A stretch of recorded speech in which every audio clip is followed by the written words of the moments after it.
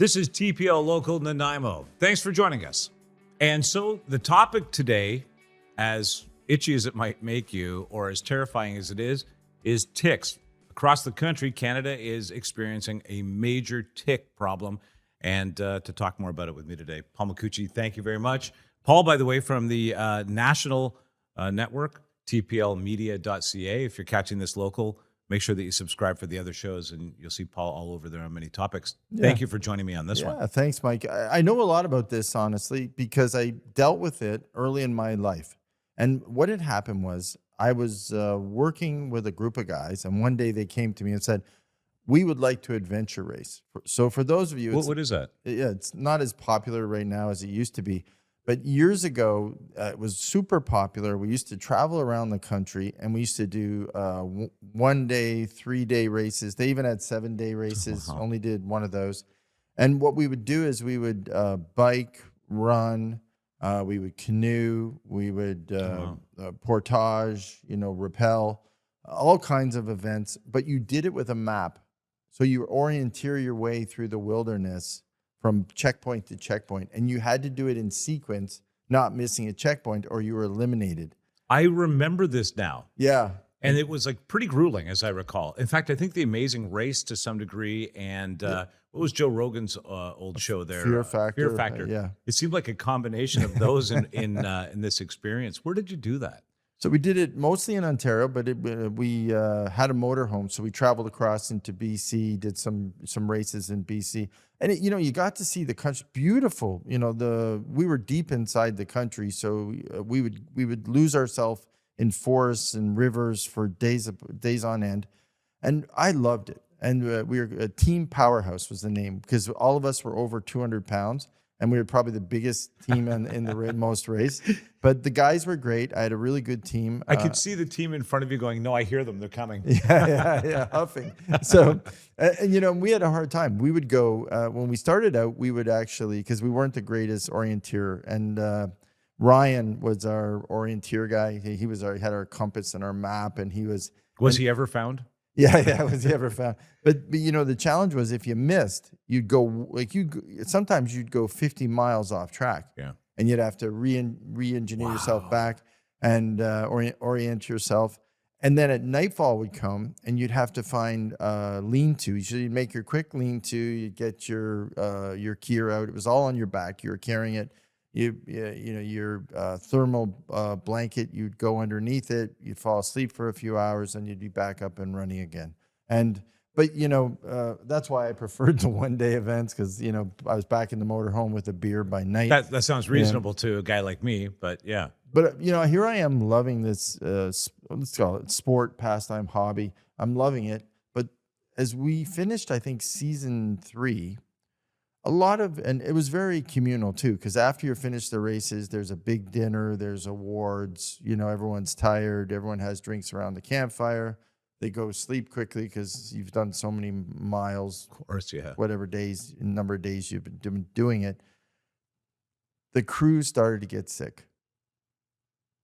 And we didn't know why. And you were hearing stories through the winter of friends, teammates, getting super sick with these weird diseases where they'd fall asleep and the fatigue would be overwhelming. Right. So then we all started to learn about Lyme disease. And I was like, wow, this is crazy. And it didn't happen to one. It happened to a dozen in year 3. And so I called the guys and I said, I'm not sure I'm in for this, because it took a year of their life to recover, at least. So, let's get into it. But yeah, I didn't realize, quite frankly, that these deer ticks, which seem to be so small and, because remember, we had one race where we're moving along, and we had just come out of canoeing. We just come off the bike. We got into the canoe. We were getting all wet because it was pouring rain. Right. Dave, who was on our team, Dave and Ryan, I was in the back paddling the canoe. Dave's in the middle, and Ryan's up front. Dave started to get hypothermia because the weather got cold. So bad. So cold. We're in BC. Weather got cold. We're paddling along. And so we got the thermal blankets out. We got them packed up because you could see him shaking and he was starting to lose his body temperature. We get him done, and we're like, okay, Dave, we're good. We're trying to keep him positive because we don't need him to get sick. Yeah. We're paddling along, and Ryan says, well, we're at the back. We're almost here, guys. He's trying to be positive, right? Just when he says that, we get hit by locusts. We get hit by these biggest black flies you've ever seen. Wow. Hitting us all over. And this went on for at least 20 minutes. And, it almost drives you insane with that many bugs hitting you at that much rate. Because, you've got, at that point, you got to get your bandanas out. You got to cover your mouth. You got to get your goggles out. You're getting all your gear out to keep from swallowing these bugs. And then they're going in your ears. They're climbing in your hair. They're going down. It's super. Yeah, I know. That would make me absolutely crazy. Yeah. And it does make you crazy. So you have to kind of get to your happy place. So we finish, and, I'm in the back, and they go away, and Dave's shaking still, but he's feeling a little better. And I said, okay, guys, we're through it. We got through locusts. We got through Dave's hypothermia. What could happen next? As soon as I said that, snowball-sized hail started hitting us on the head. So this wasn't the quitting point for you at this moment? No. And it can be vicious out west. Yeah. So then we're getting hit with these golf balls of hail. And I'm thinking, oh my goodness, Dave's shaking more because it's cold again. And it's terrifying. He's getting pelted. Yeah, and it's bouncing in and off. And we're trying to actually throw it out of the canoe because it's filling the canoe up. The actual hail. So so we're shoveling it out of the canoe. The hail. So we're bailing the hail. So we get through. So we're not adverse to bad climates and bugs and everything else. That was a rough day. But this tick issue really scared us. So when we got through the season and all our friends and cohorts started to get sick, we're like, oh. So then we started to do some research on it. And, we can talk a little bit about the symptoms, but the symptoms that we were finding, I don't think we really realized how dangerous it was to your health and your future When health. you say that it's debilitating to people for a year or more, I've had two scenarios in my life. A friend of mine and his son, just on a simple hike, both of them ended up with Lyme disease from a tick. Yeah. And the next 2 years, he was a young little guy. The next 2 years of his life were literally hell, just trying to be a student and trying to be a little guy. They finally got treatment that worked, the antibiotic system that they got onto, and the whatever forms of treatment they used at the time. And most recently, one of our friends, Doug, his dog Gracie, sadly was bit by a tick, and it was a scary week and a half for that dog. Oh yeah. So this is very serious, and it's becoming a much bigger problem across Canada, from hiking trails, campground, just some of the examples of places you'll find these. Yeah. Tall grass, unkept, low-lying grass and shrubs, hiking trails, campgrounds, local parks, even backyard gardens. I was in the garden last night, and I kept doing this. I kept looking. I had the tick spray on, and it's 31 degrees at 10 o'clock last night, and I'm still wearing a pair of pants because it's probably the most effective way to avoid ticks. It is. And now reports are saying that the tick population is on the rise. Health risks that they pose are terrible. Let's talk about how maybe you can protect yourself and what some of the fallout from this is.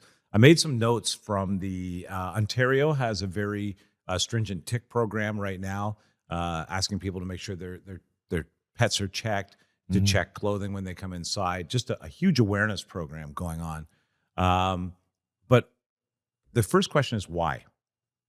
And the reason, first of all, scientists think this is on the rise is because we've had shifting milder winters in parts of Canada that are normally frozen out, allowing tick populations to survive, live longer, become hardier.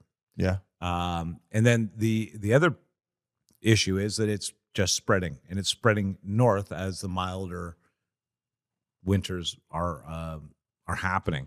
And then the other thing that we're seeing because of that is because it is moving north where there's more wildlife. Wildlife is traipsing it around. So it's being transmitted essentially by wildlife in many ways because they're so affected by it as well. Yeah. Now the risks, you talked about the main one. Oh yeah. Well, can I just one thing, and this is something you got to really pay attention to, which again, we were so oblivious to Lyme disease and ticks when we were doing this. Well, it is a fairly new understanding. Well, and I probably at some point had Lyme disease. I think about it, and maybe I didn't have the same side effects, because not everyone has the same side Right. effects. But we would finish a race and we'd be sitting there having a beer and a hamburger and a barbecue, and we'd be all sitting telling war stories, because when you're doing these races, there's these crazy war stories that happen. People ride their bike over the side of cliffs. People you're in the wilderness, right? People are riding along and they hit a stump and they basically fly 10 meters. Yeah, for sure. So there's all these kind of stories you tell, and they're unfortunately when you start off with 100 people, 10 or 50 of them come back pretty banged up. Yeah. Whatever happened to Spraying them. something. So we'd sit around kind of, showing our arms and legs and having a drink and talking about this. And every once in a while, throughout the different summers, these people would say, "Look at this on my arm." And there'd be this huge bullseye. Right. And we'd all go, What caused that? "That's the weirdest bruise I've ever seen." Yeah. Right? It wasn't a bruise. It was the tick bite. It was Right. it was from the deer tick, and they had bit them. And the little buggers sit in the weeds. They sit damp. They love damp spaces. So if you're by a river or you're by somewhere, you got to really watch out, because they love to sit there. And they sit there and they jump, so you can see them. So if you ever watch a tick, I don't know if you've ever been. And they by a jump tick. fast. It's crazy. It's like, So when you go by flies sometimes and you see flies going like this Yep. around you, ticks kind of do the same thing. They're sitting there and they get on you. So they might land on your pants and then they start to crawl along, and they're looking for a soft, fleshy part of your body. right. And once they get there, and they love like your inner thighs, they like to In be the by your groin belly area, button. belly button. Yeah. Yeah, exactly. They want to be there. So when they see that flesh, that's when they go in and they attach to Right. relieve or to inject the bacteria. And that's the bacteria that's going to affect you long term if you don't get it treated. And that's why when they pull out, so eventually when they stop and they wipe them off or you get them off your skin, as soon as they come out, quite frankly, you'll start to see that bullseye form around where the Right. center is where they went in. I actually got a tick, discovered it getting in the shower. Oh, I flipped out. Oh no. yeah. Because now this is at a time just a couple of years ago where we were starting to hear about Lyme disease and it was becoming prominent. There's a business owner from Magnotta Winery. You might know them here in Ontario. I do. Rosanna Magnotta, unfortunately, her husband, founder of the company, passed away due to complications after suffering some time with Lyme disease. And she started a foundation. I started to learn more about that through the radio station I was at. I found this thing and I flipped out. When I called the doctor, and I should share this with people, when I called the doctor, they said, "Okay, here's how to remove it. Yeah. Press down at the head of it Yep. and remove it backwards using tweezers. Ideally, if you can get a tick remover, that's going to be the best way." The next thing the doctor said was, "Don't panic. I have a prescription ready for you. It's an antibiotic. It should counter the bacteria, and you shouldn't have any other problems." So early detection is a big deal. If you've already got the bruise, if you've already got the target from it, Mm-hmm. still treatment is available. However, you're in better shape if you can get it before that bacteria starts to really transmit into your body. Some of the risks: Lyme disease remains the biggest concern. Symptoms include fever, fatigue, headaches, exactly what you're describing, muscle aches and joint pain. Not everybody develops that classic bullseye rash. No, they don't. And as I point That's out, the sad thing, actually. Yeah, I wish they did, right? Because at least they would know. it says right here, early treatment is usually very effective, and that was the experience that I had. Now, early, so can I throw some at you? Yeah. And I learned this from actually a friend who got it. 1 to 28 days is what they talk about as early. Okay. So, for those That's of a you. good period of time if you detect that you've been bit. Yeah, if Yeah. you think you've been bit, you have that, especially if you have the bullseye between, in that month, you got to move. You got to get the antibiotics that you Right. talked about, Mike. Because after that, there's a different treatment between 3 and 12 weeks. Okay. So Right, after all right. that, you're in a different set of antibiotics. So Which is a longer course of treatment. it's like a 10-day antibiotic treatment you're in at that point. So you got to enter into the next level of antibiotics. Honestly, Paul, I think that when I detected it, they gave me two pills was the Yeah. course of response. But Yeah. I got it while it was still in me. Yeah. Yeah. You know what they asked me to do? The doctor asked me to put the tick into a Ziploc bag Yeah. and take a photo of it and send it to them so that they could identify it as well. Oh, yeah. Oh, yeah. So if you can do that. But if you make it to, so that, if you do make it to the second stage, so if you don't catch it on the first stage, unfortunately, it takes off from a health perspective. And then you're going to start to, most of the time, you're going to start to see other, which again, this was what was happening throughout this winter I talked to you about after doing all these races with, friends, fellow competitors. They started to get these crazy rashes. And so Right. they were kind of, we had a a group chat thing going on, and we were all like, they're like, did you guys get a really bad rash all down your legs, 3 months after we were there? And we're like, no. Right. And they're like, yeah, I'm getting these crazy rashes, and I'm going to the doctor and they're sending me to specialists. So you started hearing symptoms from these guys, different types. My mechanic, who ran too, he's a guy who worked on my car in Toronto. He ran some of the races. He actually got Bell's palsy, so facial paralysis. Wow. So which they did say that the symptoms were correlated. So one day he just came and he had droopy face.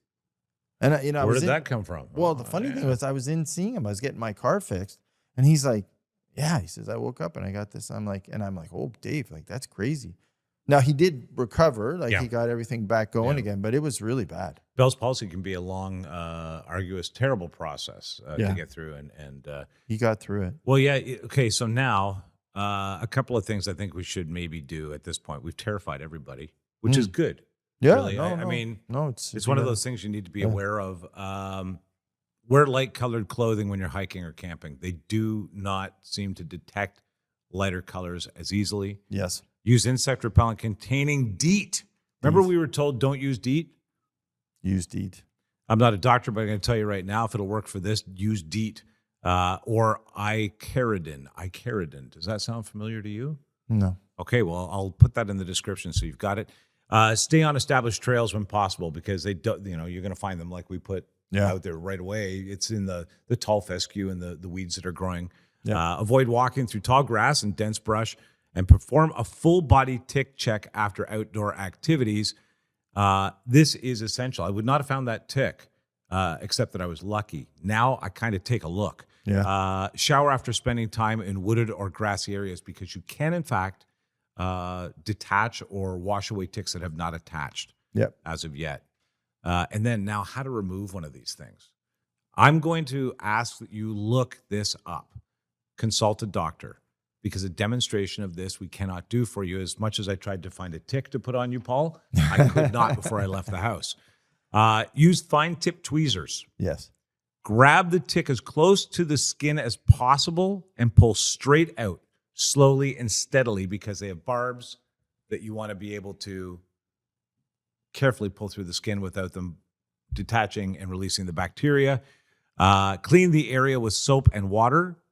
And monitor for symptoms over the following weeks. Like you say, you've got, about 30 days of kind of watch time. Oh, yeah. Make sure that you keep an eye on it. Yep. Make sure that you notify your doctor about it. Keeping your pet safe. Veterinary recommended tick prevention products. My dog got fed hers yesterday, and we do this. I'll recommend it. Check your dogs and cats after walks. Just go around, feel around, their underarms, their neck, their ear area. Areas around their hindquarters. Pet them. You'll feel it, hopefully, unless you have a super coarse hair. And you can also use a tick comb, which I think is pretty important now that we know. I used to brush my huskies right after. I'd walk them and then brush them just in case. You know what? It's well advised. It takes just a couple of minutes, and it's in their best interest. And don't forget this: a tick can arrive on you from your pet. Yeah. So best to keep an eye on your pet as well. I thought I'd just mention those because it is an interesting thing. I heard a story. I'll share this with you. Oh, by the way, if you want to protect your property, keeping your grass short, obviously, Yeah. leaf piles and brush, you don't want that hanging around.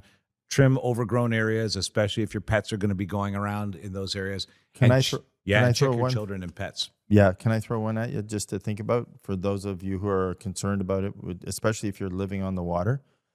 If you have a high-powered leaf blower, Yes. right? If you're going to be spending time in that area, leaf blow it first. So that's what I do now because I'm down by the lake. Fantastic. So what I do, idea. I have a very high-powered leaf blower. So if I'm doing some work down there during the day, I take the leaf blower and I blow it out really hard, and then I go work. Right? What a fantastic Yeah, suggestion. that's to think about.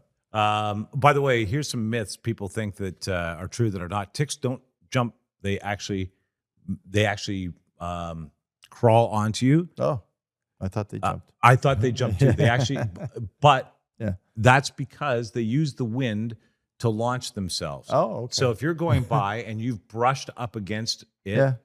when it comes back, they will use that to launch themselves onto you. They're very good acrobats, as I understand it. Oh. They can survive Canadian winters, Paul. Yeah. Oh, yeah. They've they've bred themselves or whatever to be more hardy. Tick bites are painless mostly. Yeah. So you feel don't them. know. That's why your buddies were like mystified by this. If you had something and you were like, oh, and that came up, you would definitely, you would understand what happened to you. Well, think about them. They had, not to give myself any kudos, but quite frankly, the crew that I was running with or the competitors, they had very high pain tolerances. So quite frankly, ticks would have been nothing for them, right? Right. Yeah. Even if they did make a little pinch, they were like, okay. And you don't need to be deep in the woods to encounter ticks. I got mine actually walking down by the lake. Yeah. Just walking the dog down by the lake. So I'll tell you an interesting story. I was thinking about this on the way in today. I heard Stone Cold Steve Austin. That's the best Stone Cold Steve Austin I can do. Nick, what do you think? I thought he was here. Yeah, thanks, Paul. I appreciate that. He was talking about how when he retired from wrestling, he was trying to keep himself busy and he got into hunting. And he had this like fancy Trans Am or whatever, a sports car, but he would still go out and hunt and he would shoot deer. And being that he's a big, tough guy, he'd pull the deer out of the woods himself and carry it the 500 meters on his back. Oh, yeah. So he'd strap the deer, which, most of us guys do this. You strap the deer over your shoulders and he's now walking back and he flumps it onto the back of his car. And he gets in and ties it all down. Now he's driving through town, I guess, with a sports car and a deer on the back. There goes Steve Austin. Yeah. With the deer on his car. He said by the time he got home, his entire back was covered like a shirt with ticks. Oh, my goodness. He said that carrying the deer on his back just transmitted every tick directly onto him. Oh, Now, my goodness. he was lucky enough not to have any fallout from this, but he pointed out, you can't believe how many ticks are on a deer. Oh, yeah. Cripes. Well, deer ticks. That's why they call them that, right? I'm glad we talked about this. Check your local safety notifications through your region, town, or city to find out more about what the tick situation is locally. But this is it, and it's traveling coast to coast in the country. That's why we're talking about it here locally. Don't forget, subscribe to tplmedia.ca/local. All kinds of great content locally for you. You get the weather, you get news, constant feed from our live national network. And if you subscribe, you get access to everything. Thanks, Paul. I appreciate this. Thanks, Mike.